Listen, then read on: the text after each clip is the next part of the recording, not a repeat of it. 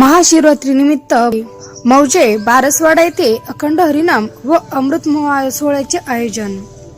B21 चे प्रतिनिधी पंढरीनाथ माळकरी। अंबड तालुक्यातील बारसवाडा येथे सालाबाद प्रमाणे यावर्षी महंत आयतापुरी बाबा यांच्या आशीर्वादाने व हरिभक्तपरायण कल्याणजी गायकवाड, हरिभक्तपरायण विष्णू महाराज सुळे, दत्ता महाराज मिठे यांच्या मार्गदर्शनाखाली भजनी मंडळ यांच्या सहकार्याने आयोजन करण्यात आलेले आहे।